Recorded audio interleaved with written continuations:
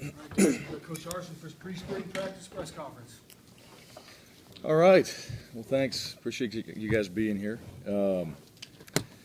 First thing before we start, I just want to address Randy Troutman, passing of him this last week, and a guy that's, as a player here and as a coach, I think a guy that embodied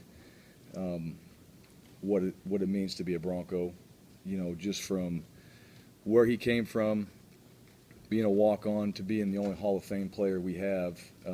There's a tremendous story behind that, and he's obviously done a lot for, this program from that standpoint, with the recognition of the Hall of Fame, but also, with the opportunities with, players on this team. We've had chances to, to have meals and different things like that over a course of time. Those are all special times for all of us. So, we're missing one of our Broncos, and I wanted to make sure that we recognize him. I know we have, and as we kind of go through spring, that's something that for these players that may not have had a chance to know him, they'll hear about him. That's for sure. So, with that, we've been working out. We've had our 5:45 workouts, and today was our last day of that. Early morning runs. We had kind of a special morning. We've been grinding pretty hard, and this morning we had them warm up. We were set to go, and we decided to change it up a little bit and go up to the upper decks. And we were going to do some decks this morning as a change-up for the routine, which decks are extremely hard. And as they got to the top of the decks, there was an open buffet of breakfast waiting for them there. So it was a little bit of a surprise, and that's just a credit to the hard work that they've put in up to this point. They have worked, in my opinion, our staff's opinion, extremely hard out there in those early morning runs, and this week has been testing in the weight room, and they've done a nice job with that so far. So, happy about just the winter conditioning program. I like what Coach Pittman and Coach Lee Marks have done and how they've organized it, and I like where our players are at heading into spring practice. Spring schedule, you guys have seen some of that, but we'll start on March 10th. We'll practice that Monday. We'll practice Wednesday, March 12th. We'll practice Friday, March 14th. We'll actually come back and have a Sunday night practice on the 16th under the lights, just to change it up and to kind of get maybe a little closer to some of the game times that we've had here in the past in that 7 o'clock range. And then Tuesday, March 18th will be a practice, and then Thursday, March 20th is going to be a close scrimmage before we head out to spring break. And we feel like in those first 5 practices of what we're trying to install, that's extremely important for us. The first 3 days are DNA. It's really what we're going to fall back on at all times. And then we want to get a chance to watch these guys before they head out and just have a scrimmage during that time. Quarterbacks will not be live in that scrimmage, but everybody else will be. Probably going to get, for particular players, anywhere from 20 to 30 reps in that scrimmage, maybe more, but not much more than that. And then, we'll know coming out of spring practice, the first scrimmage, going into spring break, kind of where we are. And when we come back from that, then we get cranking and have a better idea of where we are install-wise and where we are as a team and maybe positionally as well. So, and as far as access goes, I know early on the access, media-wise is a little bit less than what it's been. I understand that. And really that's for focus, just for us to go out there, and I think for our staff and our players, we need to focus on ourselves. We need to focus on what we're doing. We need to be in an environment that we can do that. And as we get back from spring practice, we'll have a better idea, the players, the coaches, of how we operate and how we do things practice-wise and how we do things on the field together. And then, access will open up, from there more media-wise. And, I think there'll be a nice day in there somewhere where maybe you guys have an opportunity to see this place a little bit more, which I think will be very good. And I think that'll be good for us. We're going to do a series, vidders or Twittios. We're not exactly sure what we're going to call them, but having some kind of behind the scenes, maybe 3 to 4 minute videos that we want to do kind of an all-access type deal, as we go through spring practice. And we'll do that here, and we'll send those out. But we want to have that. I think that'll be good. I think that's good for us. I think it's good for our players.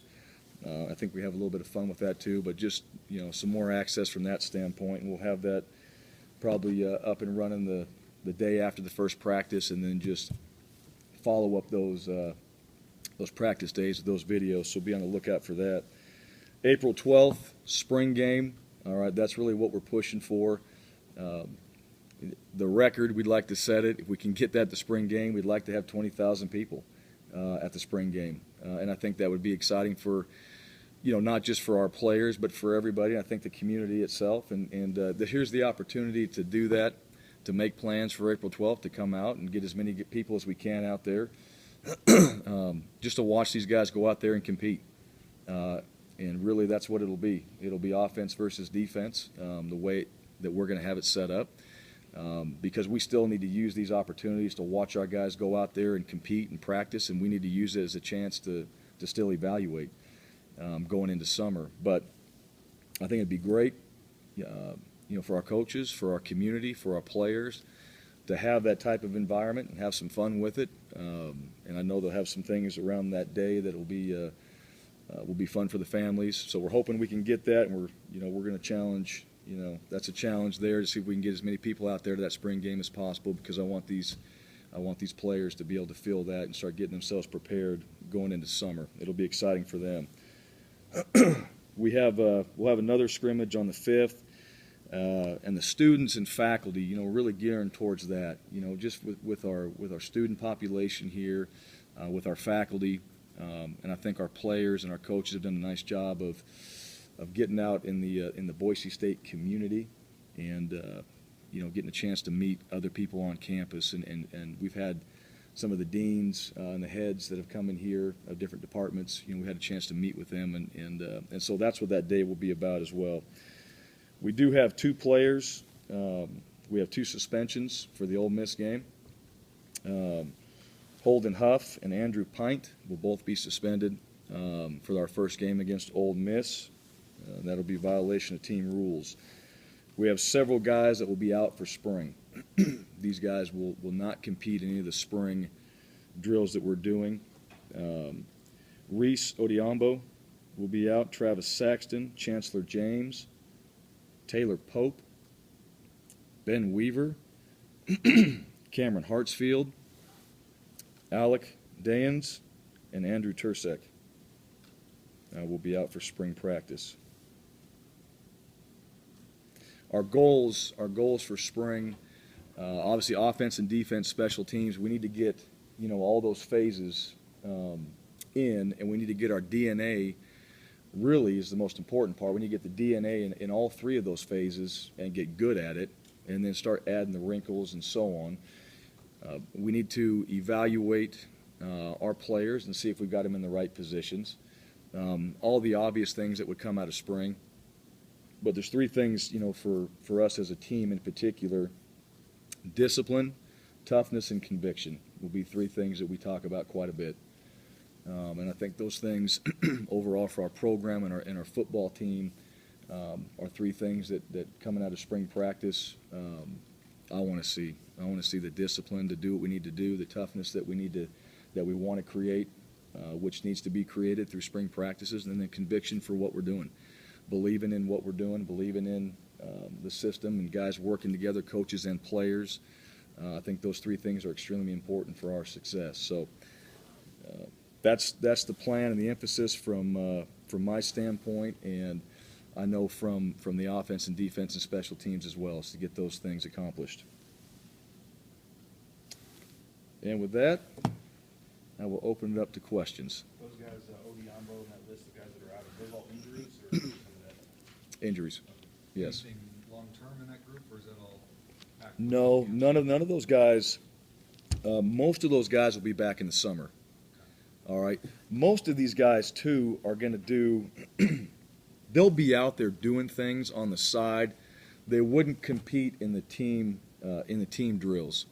Now, I won't be surprised if one of them jumps in and does some individual in that group right there. But you're not going to see him on any of the scrimmages or see him out there competing in any team drills. You didn't mention Ryan Finley. I don't think. What's his status? Well, yeah, Finley's a guy that is going to practice. I think we have a good plan for Finley as far as throwing goes. Now, he can do all the individual. He can do all the things, lower body mechanics.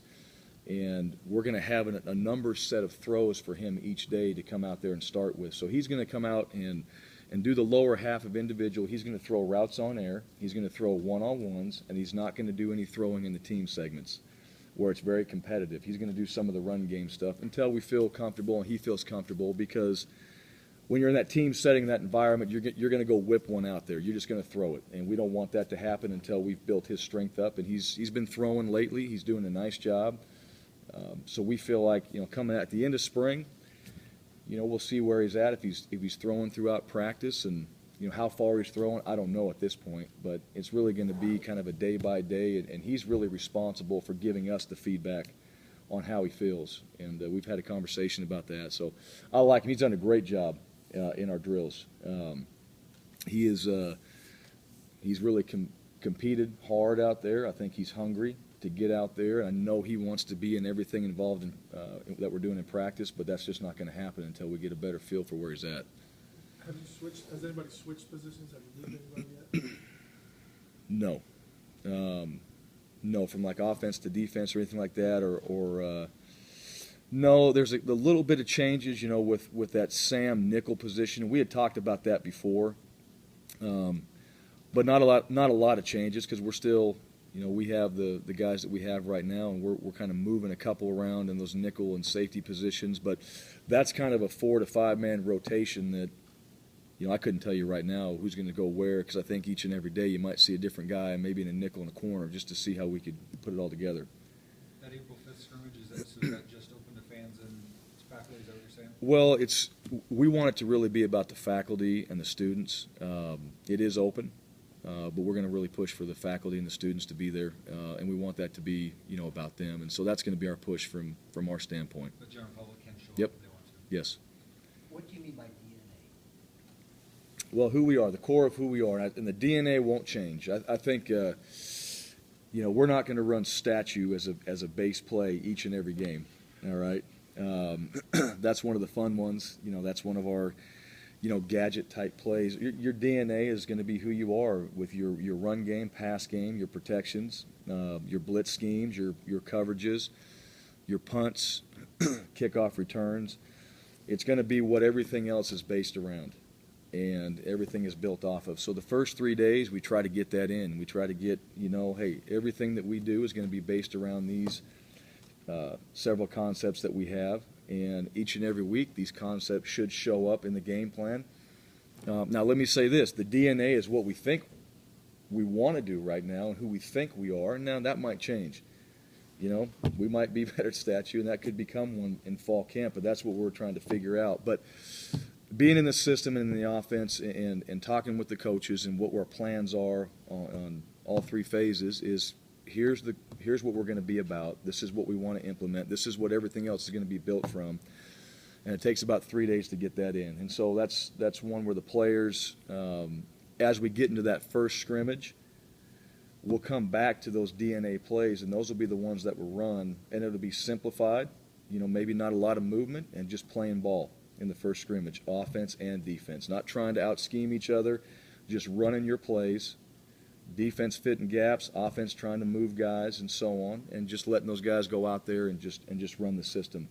And then we'll start adding really, from that point on, a little bit more of the flavor into it. What can you tell us or tell fans just about what the offense might look like? What are your plans for the offense? Well, we'll be no huddle, and we'll have movement within it. We'll still have personnel groups within it.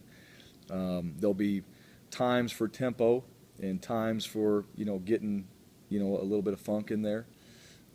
And, a combination of what we've done, a combination of what's been done here recently, and then obviously Stanford and, some different ideas from Arkansas State that we were able to do this last year. So it's a melting pot of all those different things. But the core will still be running the football on offense. That won't change. Still feel like to be a successful team and to be a championship team, you have to run the ball. So what we do and how we do it will be revolve around the running game. All right, and then having the ability to throw the ball down the field, to have an explosive pass game, and then to add in the mixture of personnels and different people on the field and use them in multiple ways, if that's what we're able to do. And we have to find that out with our team as we go through spring. And, you know, that's our plan. And to be able to utilize, you know, some of the movements, but also have the ability to go fast as well. So we won't huddle at all? No, we'll have huddles in there. We won't huddle much. We'll have huddles at times, and that will be, you know, by game plan or by specific plays and different things that we want to do. But will we be able to huddle? Yes. We will learn to huddle, and we'll know that we're not going to lose the art of that. We'll be able to do those things, and if we need to, we will. But similar to maybe some of the things that we've done, just in a little bit different way. Predominantly shotgun, pistol, under center? Shotgun. You know, we'll have the variety of backfields with the back offset, in the pistol, and under center. We'll use all three of them. You talk about, I know that there's going to be a lot of installation in the first week of spring ball, but have players taken it upon themselves to put them into a position where you guys can really hit the ground running on Monday? I think so. You know, they've been studying. You know, as the coaches have put together install days and things like that, the players have access to that. They've looked at it. There is some terminology that's carried over the years that these guys will know. And so that's part of some of those DNA plays will be some of the plays that have carried over year after year. They're going to be able to get up and running with that. And one of the things about spring, too, that we have to make sure of, we've got a lot of different schemes and things we want to do, but if we slow our guys down by putting too many schemes, and we're not able to evaluate, you know, where we are. And so, you know, is everything going to get in spring? No, it's not. They're going to have to continue that through summer. We're going to have to continue that into fall camp, you know, and as the season goes on, we'll still evolve. And that's just how it is, you know, and that really hasn't changed, you know, for quite a few years. But we need to have enough in there that we have a good foundation going into summer, that they've got a lot of varieties of different things to work on without limiting those guys of just out there just thinking and not being able to play. You're looking to evaluate at the end of this. What do you want to get out of it? Are there a few things that you really think are more important at this stage, just being your first year than other things? Well, yeah, I want to have an identity, you know, for going into summer. I don't think it doesn't have to be the identity for the spring, but I want to have an identity coming out of spring practice for our staff and for our players, and I want that to come from the DNA. You know, so we've sat down and, you know, we've really thought about what that identity needs to look like, and so we're going to install it that way. But you know what? We're really good at these plays. Now, some of these fun things over here we did, that's okay. We can always add those in, but this is what we need to continue to work on throughout the summer and get better at and build from. And I don't know how far we'll be able to take that, but if we have those DNA plays in place and we're good at it, then we can build a whole lot from it, from that point. And we need to have that going into summer. So we have that identity going into summer. The players know what we need to work throughout the summer. And then, you know, this summer, having the opportunity to meet with guys in the summertime, that's going to help. It's going to help to be able to continue developing through the summertime into fall camp. And then through summer, we have to be better than we were in spring at all those things. And then come fall camp early on, those 3 days, we ought to rip those out, and now we're moving. And now we're cranking, and now we're adding, and now we're starting to place. After the first scrimmage, you know, you really start to identify your two deep. Your second scrimmage in fall camp is really kind of like your NFL scrimmage. You're starting to really cut your roster down. Now here's the guys that are going to play. Here's the guys that are probably going to be on the scout team. And then the last 10 to 12 days is you're honing in on your opponent. And you're getting really dialed into, you know, guys working together and then starting to game plan about 7 days out. I know the rule didn't pass, but any thoughts on the quote slow down rule, and will you be a team that will try to take advantage of snapping the ball within the first 10 seconds of this play clock?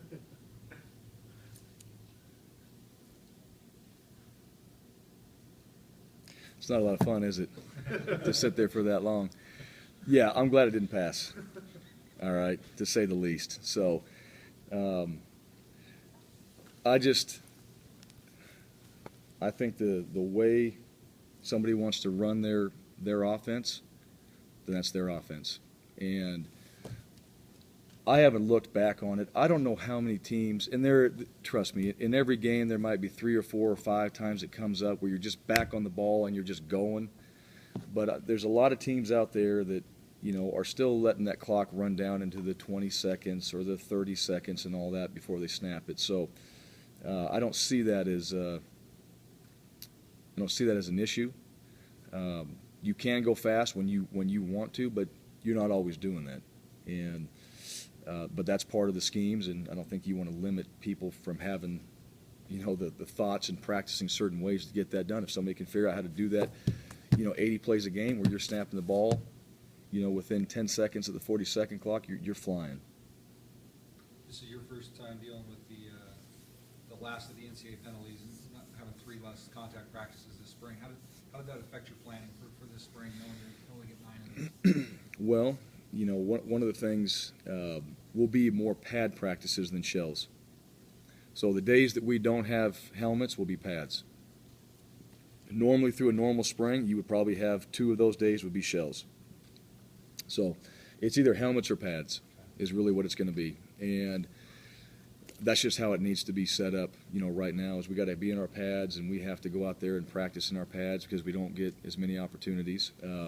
It really doesn't change the flow of practices, and what we're trying to accomplish or the installs. What it is going to do, it's going to force us and our players to have to do a better job in helmets, competing against each other, staying up, not being on the ground. And so we're going to have to practice, to a sense, more like an NFL team, where we can go hard and go fast, which I think, that's a great way to do it. Not everybody can do that, but if we come out of that and we're able to practice those days and go fast and go hard and in just helmets, that's probably something that can carry over even into fall camp. On days where after you've grinded for a few days, you can feel like you can go into helmet practice and get something done. You're here for all of it, but nice to know that that's now done at the end of the Yes. spring. All of that's in the past. Yeah, anytime, with penalties and all that, it's good to get that behind us, and we're going to be fine. I don't think. We went back and looked at it, the way we had the practice schedules set up for spring. I don't think that's going to be any effect to what we're doing. How eager are you to, obviously since you've returned, I know you've been busy, but how eager are you to get out on the blue and coach a practice? Oh, man, it's what we've been wanting to do. Everybody on staff. I think we're at a point right now. Guys are into testing. I think the coaches have put their tapes together. They've got their install, and we're looking for things. Now we're really nitpicking. We're kind of going back and looking at it. We just need to get out there and go. This morning after we had the breakfast with the players, the coaches and I, we went out into the indoor. We went through a walkthrough practice, and it actually took, I expected about 20 minutes. We were there for about an hour and 15. It got competitive. There was some 7-on-7 going on. And so it was good, though, to get out there and just simulate everything we're going to do, talk about every drill, how we're going to get to it, how it needs to look, what the expectations are from point A to point B, and just getting on the same page. And I think that was kind of for everybody as we walked out of there and kind of broke it down. It's coming on Monday. We get a chance to get out there and get to work and do what we want to do. And I think our players are probably more eager than us just to get out of training because they want to get back out there on the field and get going. You've been through this as a player and as a coach. What's that first week of spring ball with new coaches? What's that? Is there some tension there? Is there, everybody trying to prove themselves a little bit? What's that first week like? Yeah, it is. It's all those things. There's a lot of It's, you blow the whistle and you see a lot of guys just chopping their feet in one place because they don't know which direction to go. Now, the format of practice is somewhat similar, and how I've structured it to what we've done here, so it won't be too far off. But you'll have some anxiety out there, just getting from point A to point B, and then, and I think that's, and I think for the coaches too. We'll have coaches going, we're on different ends now. The varsity center was down there, and now, it's the football complex here. So we're at different ends. We're flipped around from where we stretched when I was here. And guys are on different sides of the field. So there'll be a little bit of that, but I think once you get through, the individual and you start getting into those team periods, things start to calm down and you just start playing again. And I think the coaches and everybody starts to settle down. You get a better feel for how guys operate. They get a better feel for what our expectations are. Do you want me to run from here to there? You want me to sprint from here to there? Is it okay to walk from here to there? Those are the little things you get covered on day one. And we've tried to do that through our early morning practices, but that's probably the biggest issues that come up. And then after day one, you're really up and running. To me, the part in spring practice that I really look at is the type of preparation the guys do in between to the next practice. And I think that's really where the key can come, in our success is, okay, you've watched the film on your own, you've watched it with your coaches, you've gone ahead and maybe jumped ahead a little bit to the next install, you're looking at the playbook, and with as much time as we have in between practices, guys should really come into it prepared. And if we're not, that's where we start to have problems. And I think, these guys understand that, and that's been something that, I think we've done a good job of here, and I'd expect that going into this spring practice. So you have a plan for Ryan Finley, do you have a plan for Grant Hedrick and Tommy Stewart, anything specific to? As far as numbers of throws and all that, no. They're going to be taking the majority of the reps. They're going to be throwing the majority of the balls. Now, as we get into the second half of spring practice, after spring break, I'd imagine those guys come back. They've had a week off. They're going to be fresh. And then we start to monitor from that point, just number of throws, how many we're getting. And when it comes to scrimmages, we don't, as of right now, the first scrimmage, those guys won't be live. We may go live, and that will be, we'll decide that, and the way I decide that is based on how well we're protecting in practice. All right, if we're doing a good job protecting and we're picking up blitzes and those type of things, then there's opportunities for the quarterbacks to go back there and play live with a quick whistle, because you want guys like Grant and Tommy to be able to run around and create, because that's part of their game, moving in the pocket. But it's all about where we are offense and defensively. If the defense is ahead, then it's not wise to put your quarterback out there and just let those guys tee off, and they're going to bring pressures because they have to work on what they're doing. And so I want those guys to get quality work. I do want to see them run around. I do want to see them get chased. I want to see those guys utilize their legs and extend plays.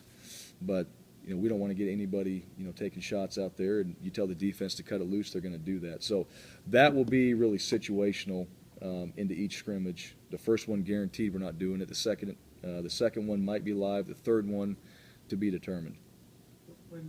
How much have you looked at the film on these guys and what they've been able to do, and then how much of a clean start, fresh slate do they have when they get out there for spring ball? I've watched a few games. I've watched cut-ups. I've watched more cut-ups than I've watched games, since I've been here. More of the evaluation right now has come from these early morning workouts and just watching them run around, watching them move. As we head into it, we know that Matt Miller can play. We've seen him. All right, we know that Dante can play.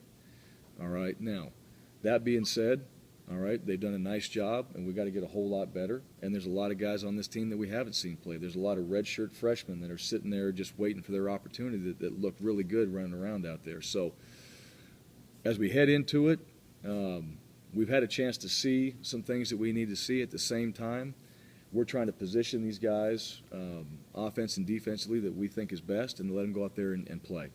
And so to some extent, it's a clean slate.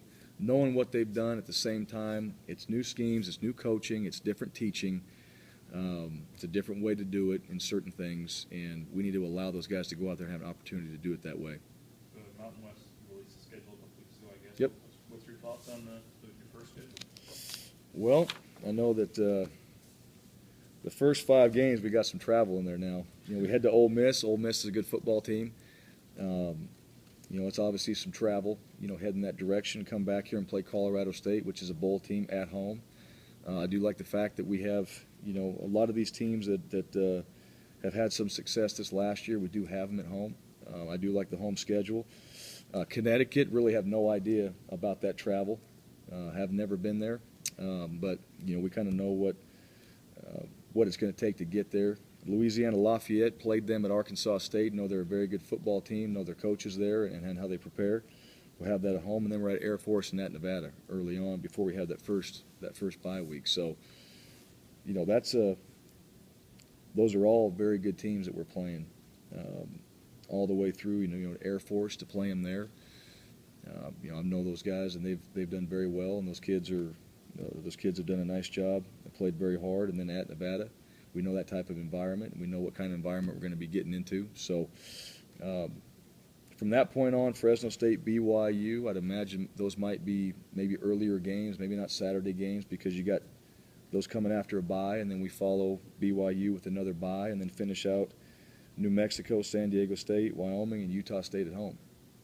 So we play at Wyoming on November 22nd. All right, so you know there's a lot of variety, you know, in the schedule as far as just different things and that we're going to have to face throughout the season. And I like it. I think it's good. I think it's a good home schedule, and I think that I know these teams we're playing are really good, and we need to prepare ourselves. When we go out there and play, that's exactly what we're going to be facing. And, you know, right now, I mean, that's what we talked about as well, and these guys know that. You started off talking about Randy Troutman. What was your relationship with him, or what was the your first introduction to him? Well, I've ran into him before. You know, I had seen him around here as a player, and the memories I have of him mostly are, you know, during fall camp, and we would go have a dinner with some of the former players and take our team out there. And a lot of those former players from that time that he played, you know, they would have an opportunity to speak, and they would talk about other guys on the team, and they would talk about guys that were there helping. And everybody somehow got back to Randy, you know, about being the toughest, you know, being the gnarliest, and just, you know, all these different stories. And it's really kind of what you heard, and he'd get up, and he's got that really deep voice when he talked to those guys, and he's a big man, and he just commands attention when you talk to him. And our players, you know, as everybody else spoke, and when he started speaking, the plates kind of stopped. People stopped eating, and they sat there and they listened to a guy because he's a college Hall of Famer. And guys respect that. And I think, obviously, what he did as a player, you know, is very impressive. But it didn't stop there. He kept being a part of the program, which I think is important. And I think that's part of that past that's important. It was important to us when we would leave that. I mean, all of our guys, we would joke and have fun with it and all that, but, man, they never forgot it. They never forgot it, all right? And I think that's where he made an impact, you know, on our team. So probably more, you know, recently than any time as a coach is what I remember from him. That was when you were a player you're talking about? No, this is when I was coaching. Yeah, those are the most recent that, you know, you just watch your team. You kind of wonder. You have other people come talk to your team. You don't know. You don't know how they're going to respond. You know how guys are, and, you know, they'll laugh and joke and have fun with it and things like that. And they did, but they did it in a way that was completely respectful. And at the end of it, when we were leaving, it was always hugs, you know, with our players to him, and thank you and appreciate you. And, you know, you could tell those guys had a lot of respect for him that never even seen him play, just heard stories about him. But just being around him, I think he had that presence that made an impact on our guys. How much have you been able to be around your team? You mentioned watching them run around. How much have you been able to be around them and see them out on the field? Yeah, we've had them in the offices. You know, guys have been here for, you know, academic meetings and meetings. We've had them in the morning. So one-on-one time, not a whole lot, but, you know, through the hallways, in the meetings, sitting down. I think our coaches have done a great job of, you know, players are in their office, they're talking to them, getting to know each other, spending time from that standpoint. We've had a couple team meetings just to address a few things before we get into spring practice. But that time's going to grow as we get into being out there on the field and having a chance to walk around through 24 periods and talk to them and see them and watch them in action, talk to them in the locker room after practice, you know. And then we'll, at the end of spring, coaches will have their evals with the players, and then I'll have my opportunity as coaches go out and recruit that I'll get the one-on-one time with each player. And, you know, the one thing, you know, knowing their names and all that, we know them. We know their names. You know, we've texted them, we've talked to them.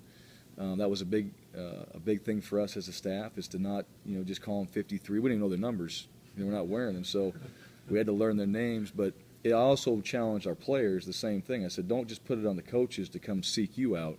You need to come in there, which is exactly what they did. You know, I think that's the one thing with these guys. You emphasize that they're going to do it. They would come in the office, and they would come stick their head in there. And when they're around, we get a chance to meet with them. So from that standpoint, from just kind of the coaches and players getting to know each other and the bonding and all that, I think it's been very good. Have you lost anybody off the roster in the last 2 months? No, not that I recall right So now. basically, since you took over, I think you only lost one guy. That seems like Well, unusual. if you're saying before the ones that were already kind of on their way out Right. before I got here, I wouldn't say it was. Yeah, I mean, They were Nick already would be the out. one that wasn't, like, but I mean, you basically lost one guy since you took Yeah. over the program, which it seems like that's a low amount of turmoil or turnover for Yeah. going through something like Yeah, it's been good, and we got to get through spring practice. So, but that's always, and I think it's natural in change, and just being a part of that at different places. I think there's two different kind of guys. There's guys that are really excited about the new staff because maybe they didn't like the old staff or they weren't playing, and then there's guys that really like what was going on, and you got to get in there and show them that you know what you're doing, and you got to build those relationships with them so they feel comfortable, and I think we've done that. I think the whole transition, because of guys on staff, myself, and just knowing enough of the players on the team now from being here, that hasn't been that's been a different transition probably than going to Texas or going to Arkansas State. In the past, just because you played the position, you said that your relationship with your quarterback will be important. So now you've had a couple months to redevelop that relationship with Grant. How's that been going? Good. Yeah, it's gone good. I think that's going to probably be it's going to grow more through spring practices and just sitting there and watching tape with him. But sitting down with Grant and talking about his dad and talking about how he's doing and different things here, that's easy. For Grant, he's going into his senior year. It's going to be a lot about football, and he wants to have success, and he wants to have a great spring. He wants to carry that into summer and then obviously into fall camp. And so, part of that is sitting in those meetings with him. Part of that is talking to him after practices or during. That's really where that relationship is going to come, from that standpoint, because he's at a point in his career now with a coaching change. All right, he wants to learn the offense. He wants to be really good at it, and he wants as much help as he can get to expedite that. And that's really what, I want to do for him. And I think Coach Sanford, with all those guys, has done a tremendous job. Did you watch you said you only watched a lot of cutups and games. Started in about half the season when he came to the job. Mhm. What do you think he did best, and what do you think that could make him more of an elite quarterback? Well, I think Grant's got really good mechanics. I think he's got really good feet. I think Grant can run. I like the way he throws it. There is no arm strength issues from that standpoint. But you can say it as much as you want. As a backup quarterback, you have to prepare like the starter. You can say it all you want. You don't prepare like the starter until you're the starter. And that's the bottom line. So for Grant, he needs to prepare through spring with that type of mentality because he's been in that situation before. I'm not saying he's the starter going to spring, but just so we're all on the same page, he's been through it, and he knows what it's like to be a backup and prepare. He knows what it's like to be a starter and prepare. And if you want to be the quarterback, you have to prepare like that through spring practice, through summer. It's not just a once-a-week deal or during the season. It's not like that. So that's really the thing that I've talked to him about because I asked him that, and he's like, yeah, it's different. And it is. It's just different. And he has the advantage because he's gone through that. And he's gone through those games, and he's had good games. He's had mistakes in those games, which is what's going to happen. When you're a quarterback, that's going to happen. And he's gone back and looked at his film. What'd you learn from your mistakes? All right? And what'd you learn in order to fix those? And hopefully we see that through spring. Chad mentioned Nick Patty. I mean, how did that kind of go down, and how involved were you in him deciding to be? Yeah, he had some things that he wanted to, that are personal things, and that's really, for him, and that's really about it. That's all I'll say about that. One of the things, I think this is a special place. It's not for everybody. I don't mean that in a bad way. All right? I think you have to be a special person to be in this building as a student athlete, and not everybody fits from that standpoint. And I'm not saying that he didn't fit. I'm just saying at that time and maybe the change, and for him in particular, and being from Florida, that was the opportunity that he felt like was his time to make a move, and I can respect that. We don't want any of our players ever to be in a situation they can have success, and if he can have more success going somewhere else or doing something different, then more power to him. We might go back to your playing days, the last time the quarterback chart was quite like it is today. I think there was a year where you guys only had 2 in spring ball and you were a player, right? But Yeah. how much of a Thank concern- goodness for that. I got a scholarship out of that, so it all worked out. How much of a concern is that? And, I mean, it takes a couple of years to rebuild Yeah. that, right? It does. I think with Grant, with Tommy being in here, with Finley and his development through spring, that's obviously going to be huge going into summer. And then bringing in Alex Ogle. He's obviously a big part of, what we're trying to build.